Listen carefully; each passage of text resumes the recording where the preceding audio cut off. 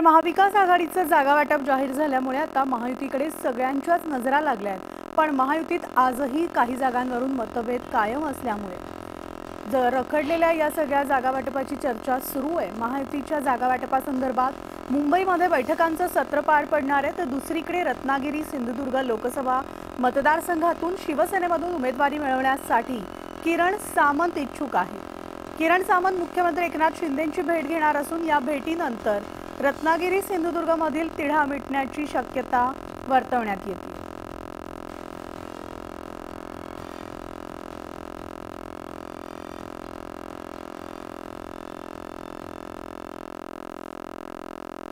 रत्नागिरी सिंधुदुर्ग लोकसभा मतदारसंघावरील दावा हा किरण सामंत यांनी अजूनही सोडलेला नाहीये।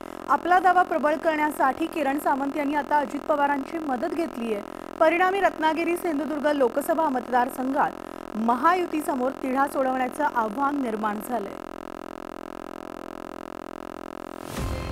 खासदारकीचा उमेदवार दिल्यानंतर तिथं जर यदा कदाचित मला मिठाचा कडा लागला तर मी आमदारकीच्या बाबतीमध्ये देखील वेगळा विचार करेन। मी कुणाच्या बापाचं ऐकायचो।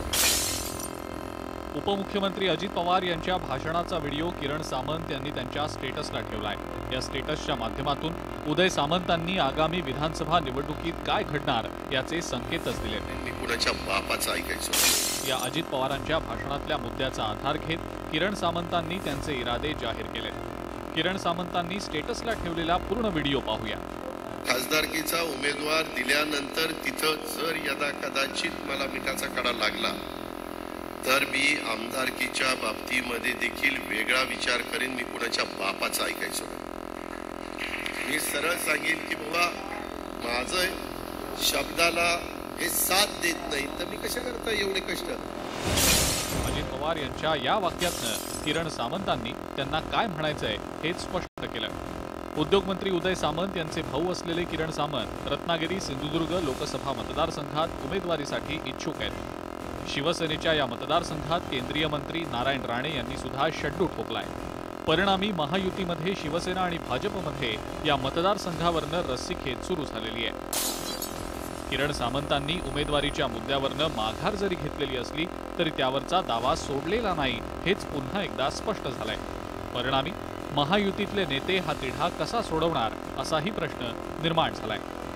इथे स्थानिक पातळीवर वेगवेगळे लोक वेगवेगळे बोलत राहणार। आता प्रत्येक गोष्टीचा जर मी खुलासा द्यायला लागलो तर ते योग्य होणार नाही, कारण मी पक्षाचा राज्याच्या स्तरावरचा प्रवक्ता आहे आणि त्याच्यामुळे लोक इलेक्शनच्या दरम्यान वेगवेगळं बोलत राहणार। त्यांना ती एक संधी असते, त्यांनी बोललेलं छापलं जातं, ही त्यांच्या दृष्टीने एक महत्त्वाची बाब असते। रत्नागिरी सिंधुदुर्ग लोकसभा मतदारसंघात 7 मे रोजी मतदान होणार आहे। म्हणजेच मतदानासाठी आता एका महिन्यापेक्षाही कमी कालावधी शिल्लक आहे। मात्र तिथून शिवसेना लढणार की भाजप हे अजूनही स्पष्ट झालेलं नाही। तर शिवसेना ठाकरे गटाचे उमेदवार विनायक राऊत यांनी आपल्या प्रचाराला सुरुवातही केली आहे। त्यातच किरण सामंतांनी ठेवलेल्या या स्टेटसमुळे महायुतीसमोरचा प्रश्न अजून सुटलेला नाही हे स्पष्ट झालंय। Bureau report, news 18 Lokmat.